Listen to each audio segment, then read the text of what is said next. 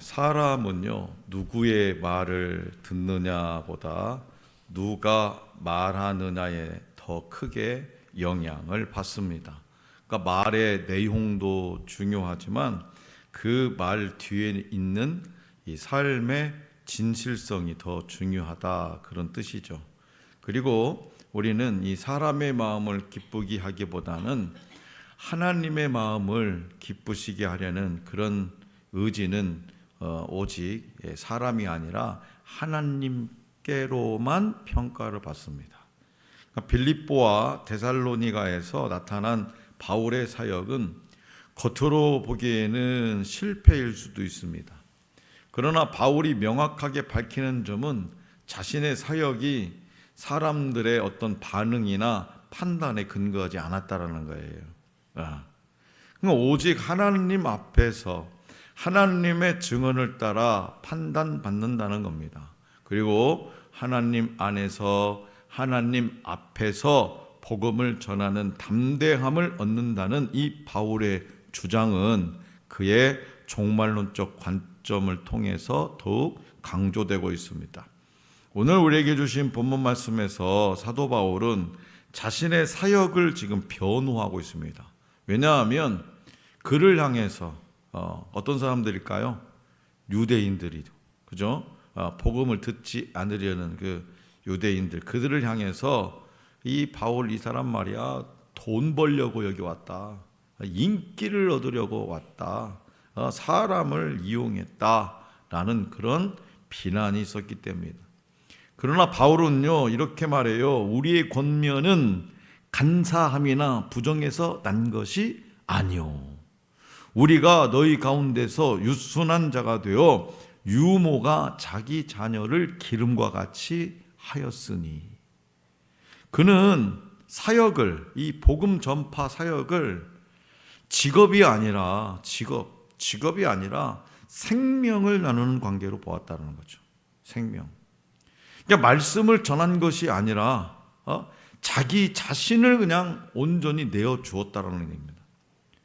오늘 우리는 이렇게 묻습니다. 나는 복음을 말하는 사람입니까? 아니면 복음을 사는 사람입니까? 나는 섬김을 요구하는 사람입니까? 아니면 생명을 나누는 사람입니까? 사도 바울은 자신의 사역을 돌아보고 헛되지 않았다고 말하고 있어요. 자기의 삶을, 내가 지금까지 살아온 이 한평생 정말 헛되지 않았네. 많은 사람이요, 인생 말년에 참 헛되다, 헛돼. 그렇게 말했는데, 자, 그렇다면 우리는 어떻게 이 바울처럼 헛되지 않은 삶을 살 수 있을까? 먼저 우리 주님은 사도 바울을 통해서 고난과 능욕을 당하나 헛되지 않은 인생이라고 말씀합니다. 고난과 능욕을 당한, 무엇 때문에 고난과 능욕을 당할까?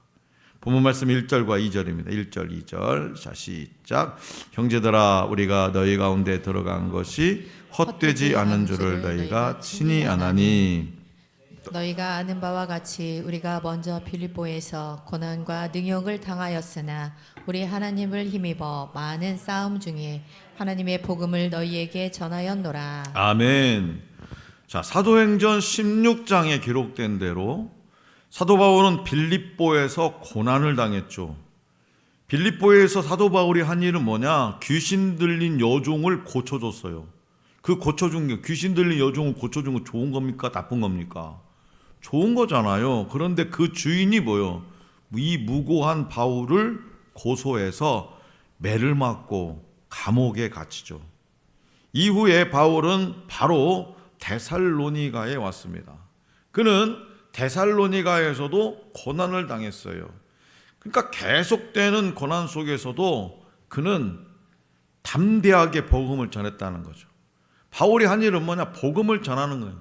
그 복음을 전하는 일로 인해서 고난과 능욕을 당했다는 겁니다. 그래서 빌립보와 데살로니가는 모두 마게도냐 지역의 도시입니다.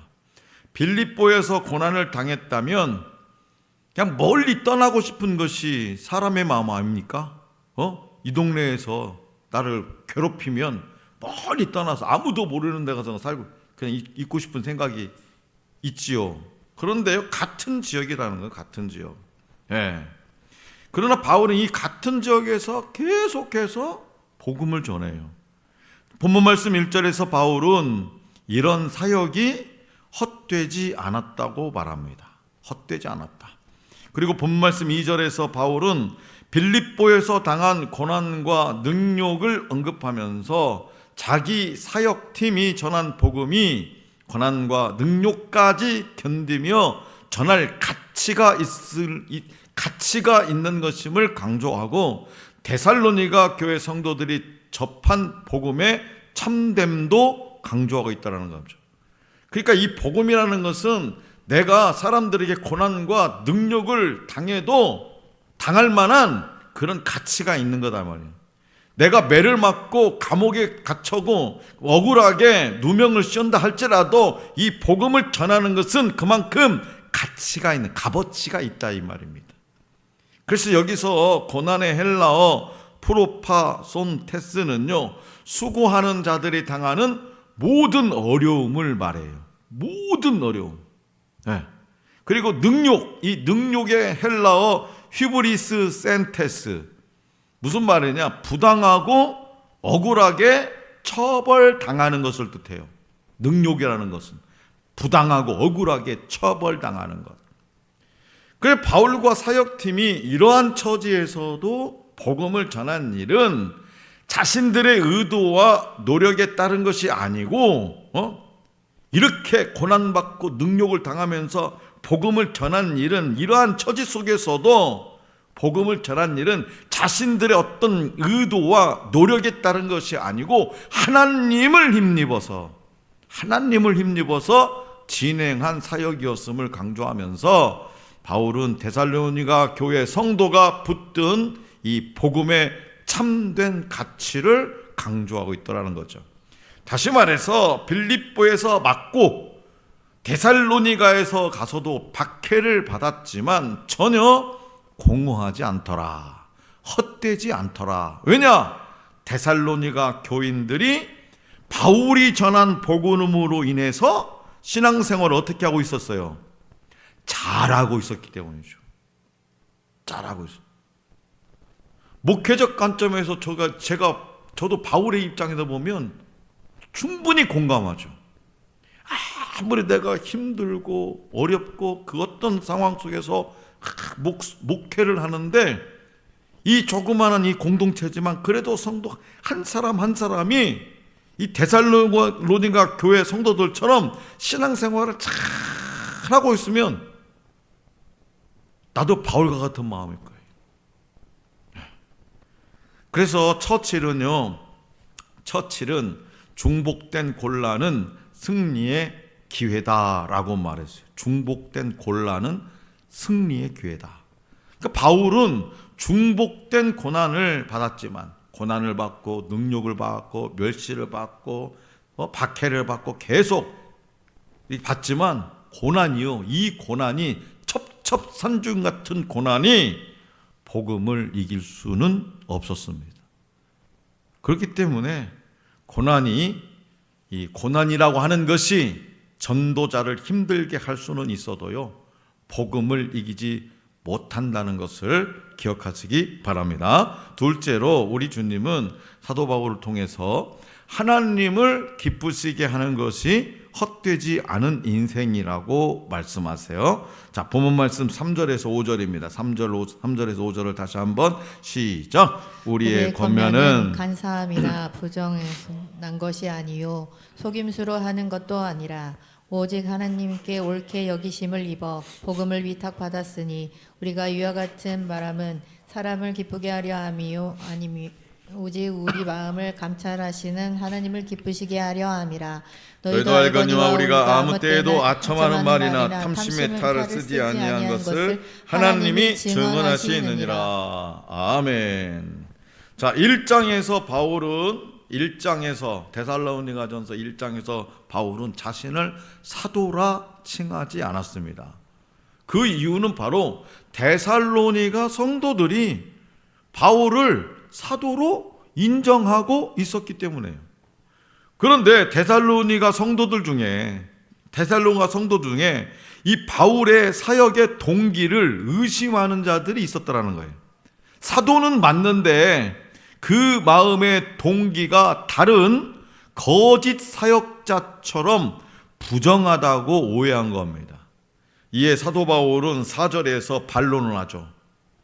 자신은 간사함이나 부정함이나 속임수로 사역하지 않고 오직 하나님을 기쁘시게 하기 위해서 사역한다고 단언을 하죠. 그래서 본문 말씀 4절, 이 4절에서 옳게 여기심이라는 말이 있어요. 옳게 여기심. 이 옳게 여기심이라는 말의 헬라어 동사는요, 데도키 마스 메사여요. 무슨 말이냐? 옳게 여기심이라는 말은 검증된 것을 의미해요. 검증. 누가 검증해 줬냐? 이 바울의 사역팀을 하나님에 의해서 검증되었다는 뜻입니다. 하나님께서 검증해 주신 거예요. 하나님께서. 그렇기 때문에 그들의 권면은 자신들의 유익을 위한 것이 아니라 복음을 전하는 것, 예수 그리스도를 전하는 것, 이것은 자신들의 유익을 위한 것이 아니라 오직 마음을 검증하시는 하나님을 기쁘시게 하기 위한 것입니다. 이러한 사실은요, 권면의 진실성도 담보하고 있죠. 이를 가장 잘 아시는 분, 이러한 사실들을 가장 잘 아시는 분은 누구냐? 바로 하나님이시죠. 그러니까 무슨 얘기냐? 바울과 이 바울의 사역팀, 이 멤버들은요, 그 누구보다도 하나님을 두려워할 줄 아는 사람들이었어요. 자, 왜냐? 하나님이 이러한 사실들을 가장 잘 알게 된 이유는 하나님은 오늘 저와 여러분들 인간의 마음을 감찰하시기 때문입니다. 감찰. 자, 5절을 보면 거짓 사역자는 아첨하는 말과 탐심의 탈을 쓰고 있다고 합니다. 아첨하는 말은 겉으로 보기에만 좋은 말이죠. 겉으로 보기에만 좋은 말. 탐심의 탈은 내면의 탐심을 가리는 가면입니다. 그런데요, 참된 사역자는 겉과 속이 똑같다는 거죠. 일치한다는 거죠. 겉으로 드러나는 동기도, 내 속에 담겨있는 동기도 하나님을 기쁘시게 하는 거예요. 참된 사역자는 겉으로도 속으로도 오직 하나님을 기쁘시게, 무엇을 먹든지 마시든지 다 하나님을 기쁘시게. 이처럼 성도는요, 저와 여러분들은 겉과 속이 같아야 됩니다. 오직 하나님을 기쁘시게 하는데 초점을 맞춰야 돼. 사람들의 호의를 얻기 위해서, 사람들에게 인기 좀 끌기 위해서 복음을 왜곡하거나 적당하게 타협하는 일은 없어야 되는 거죠. 하나님을 기쁘시게 하려면 복음 진리를요, 사실 그대로 전해야 됩니다. 좋은 게 좋다는 식으로 적당주의, 사람의 호의를 얻는 것이 최고의 목표라는 그릇된 인본주의는요, 결국 복음 진리를요, 그르치게 만들죠.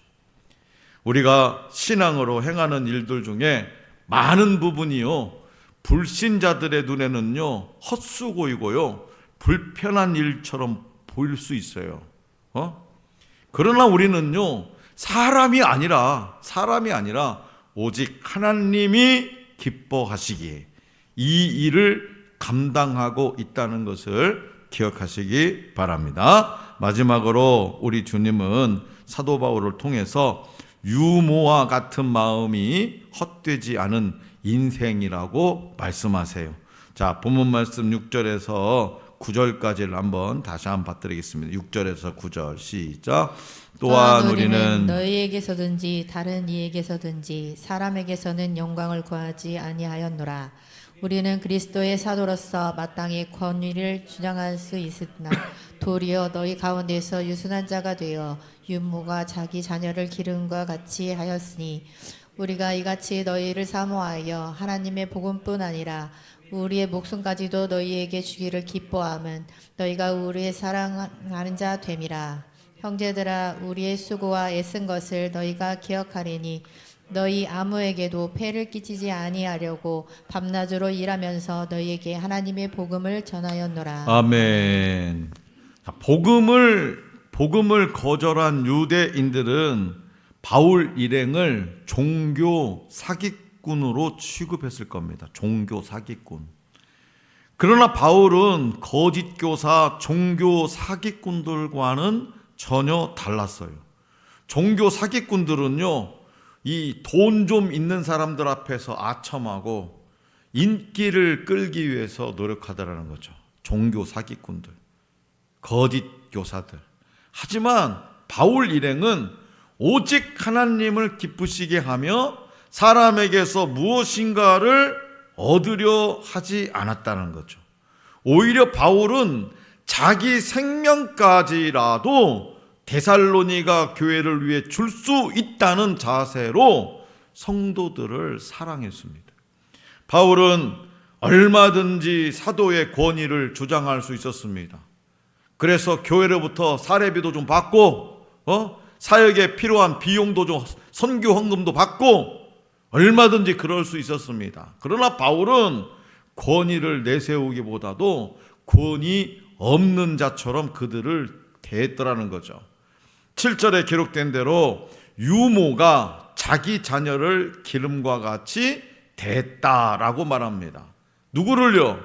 데살로니가 성도들, 그리고 그가 만난 모든 복음 전파의 대상들. 여기서 유모에 해당하는 헬라어 트로포스는 친어머니를 의미하기도 합니다. 친어머니. 우리는 친어머니, 유모 완전 다른 개념이잖아요. 그러나 헬라어 트로포스는 친어머니를 의미하기도 해요. 다시 말해서 바울은 본문 말씀 8절에 기록된 대로 데살로니가 성도들을 친어머니처럼 사랑하여 목숨까지도 줄 수 있다는 거죠. 친어머니는 내 자식이 고통에 있으면 몸을 던지죠. 몸을. 네.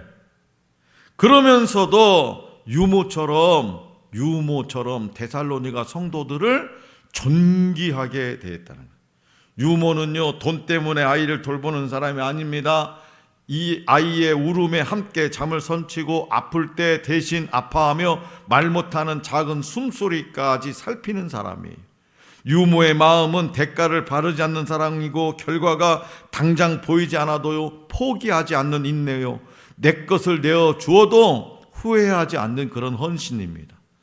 그런데요, 세상은 눈에 보이는 성과를 묻습니다. 얼마나 너는 남겼느냐? 교회 얼마나 성도들 교회 얼마나 많이 있냐? 당신네 교회 예산은 얼마야? 얼마나 그리고 인정받았느냐?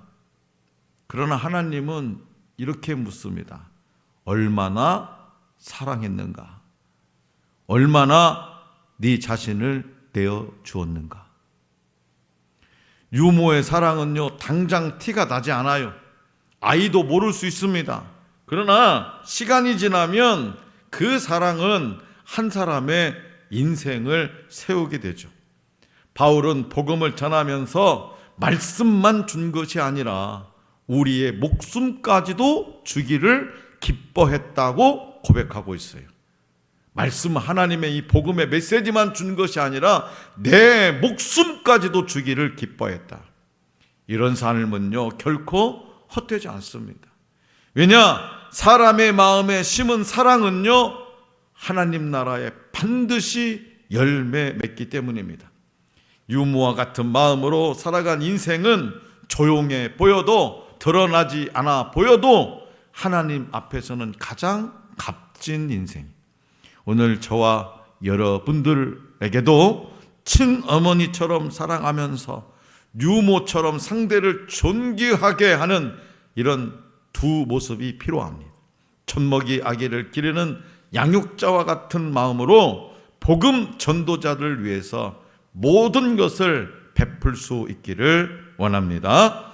사랑하는 성도 여러분, 우리 그리스도인은요, 기억하는 존재요, 교회 역시 기억 공동체입니다. 스탠리 그랜치의 말을 그대로 인용해 보면, 기억의 공동체로서 교회는 1차적으로 성경의 구원의 드라마에 초점을 맞춘 자신의 이야기를 반복해서 말함으로써 자신의 과거를 생생하게 유지시킨다. 무슨 말입니까? 저와 여러분들은 내가 받은 이 복음의 은혜, 이 복음의 은혜를 날마다 기억하면서 어떻게 한다고요? 나의 이야기를 반복해서 말하래요. 그게 뭐예요? 전도죠. 복음을 전하는 거죠. 내가 받은 복음의 은혜를 계속 기억해서 그것을, 나의 이야기를 계속 반복해서 전하라.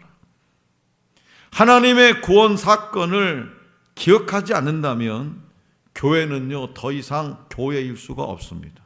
그렇기 때문에 복음을 따르는 삶에는 항상 바울 시대도 능력이 있고, 오늘 이 시대도 능력이 있을 것이고, 앞으로 오고 오는 세대도 능력이 있습니다. 그 능력은 하나님을 선택하고 자기가 주인이 되기를 포기할 때 가장 극대화됩니다. 사람들은 꽃길만 걸으려고 합니다. 꽃길이 뭐예요? 복되고 형통한 길. 흙길은 걷지 않으라고 합니다. 흙길이 어떤 길입니까? 고난의 길이에요. 그러나 꽃길, 그 꽃길은요, 이렇게 자세히 살펴보면 뭡니까? 흙길임을 알아야 됩니다. 꽃이 어디에 숨겨져 있습니까? 아스팔트에 꽂아 있습니까? 흙에 꽂아 있죠. 흙에서 생명력을 얻습니다.